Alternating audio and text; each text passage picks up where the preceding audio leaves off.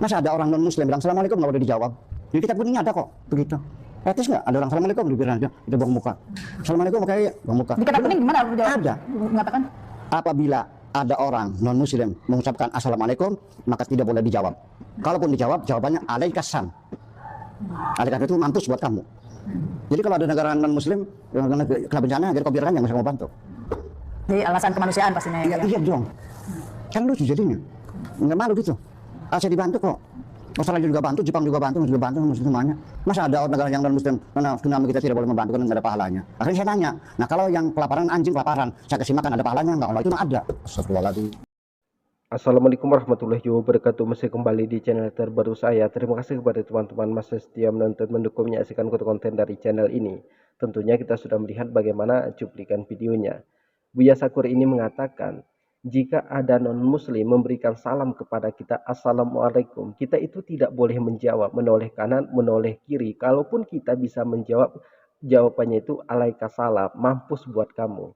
Kemudian Buya Sakur juga mengatakan di sini, kalau ada negara non-muslim kena bencana, tsunami, gempa, ataupun ada mungkin anak tetangga kita, yatim piatu, tapi anak non-muslim, itu di dalam Islam tidak boleh membantu karena tidak mendapatkan pahala. Apakah benar yang diucapkan oleh Buya Sakur ini? Karena kalau kita perhatikan video dari Buya Sakur ini, akhir-akhir ini banyak yang trending. Karena Buya Sakur ini menyinggung agama Islam, merendahkan agama Islam. Tapi yang menjadi pertanyaan kita di sini, dia kan ini pimpinan pondok pesantren. Lalu kenapa bisa seperti itu? Nah, jadi kepada teman-teman di sini, jangan kemana-mana dulu, silahkan tonton sampai selesai agar kita tidak gagal paham. Tapi sebelum kita lanjutkan, silahkan dukung channel ini dengan cara tekan tombol subscribe-nya, bunyikan tanda loncengnya, dan silahkan dibagikan videonya. Selamat menyaksikan. Itu persoalannya. Itu janda. Kau biarkan saja membela Islam.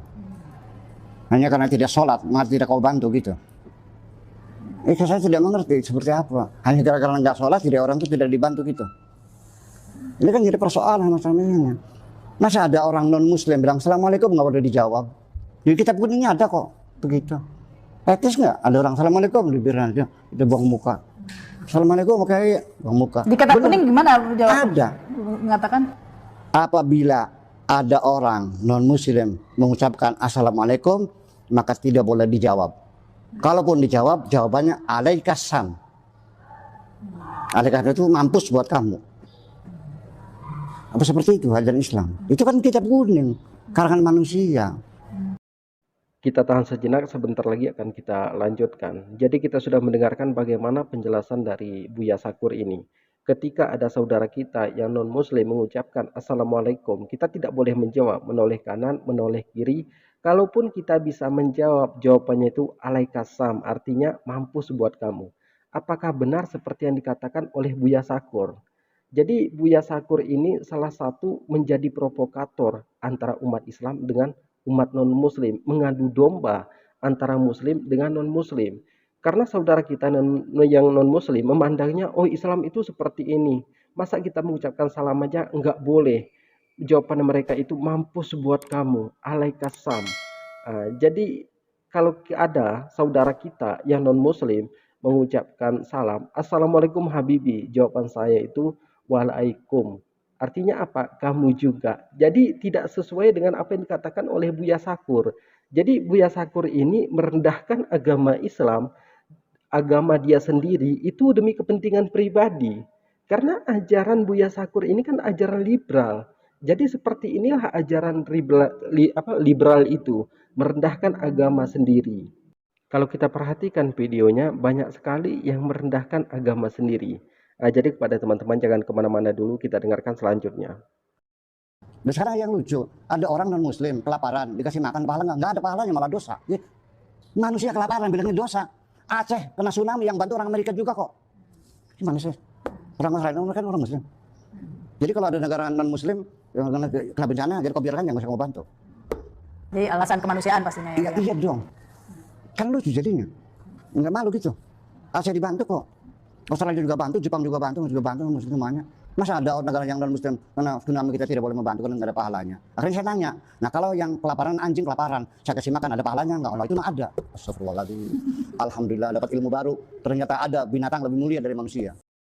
Apakah benar seperti yang disampaikan oleh Buya Sakur ketika tsunami di Aceh pada tanggal 26 Desember hari Minggu gempanya jam 8 pagi, kemudian terjadi tsunami. Tsunami ini sangat besar, sangat dahsyat. Apakah benar banyak mendapatkan bantuan dari negara non-muslim? Kalau itu Aceh itu banyak mendapat bantuan dari negara non-muslim. Pertanyaannya sekarang, ketika negara non-muslim kena bencana, gempa ataupun tsunami, kalau kita membantu, apakah kita mendapatkan pahala? Kita akan mendapatkan pahala meskipun itu negara non-muslim, tapi niat kita baik. Jangan hanya pamer, pamer, pamer doang. Nah, jadi kalau kita hanya niat pamer membantu orang lain, itu baru tidak mendapatkan pahala. Contoh ya, banyak artis umroh naik haji hanya untuk pamer, itu ya itulah yang perbuatan sia-sia. Tapi ketika niat kita tulus membantu orang lain, niat kita karena Allah Subhanahu wa taala untuk melakukan umroh ibadah haji itu mendapatkan pahala. Jadi Buya Sakur ini merendahkan orang lain demi kepentingannya pribadi. Saya aja secara pribadi banyak bergaul dengan pendeta, bahkan saya itu bersahabat dengan orang Kristen dari NTT Kupang. Jadi ketika kami itu bertemu, kami cerita-cerita, makan-makan, bahkan saya ajak ke rumah saya, makan-makan, minum-minum. Tapi apa yang diharamkan di dalam Islam itu tidak saya sentuh, itu tidak saya makan. Karena ini sudah diharamkan di dalam Islam, maka tidak ada tawar-menawar. Saya datang ke rumahnya, dia kasih minuman botol, kemudian dia kasih kue. Jadi itu yang namanya toleransi. Karena kan toleransi itu juga ada batas-batasnya. Nah, jadi kepada teman-teman, terima kasih sudah menonton ini. Jangan lupa tekan tombol subscribe-nya, bunyikan tanda loncengnya, dan silahkan dibagikan videonya. Assalamualaikum warahmatullahi wabarakatuh.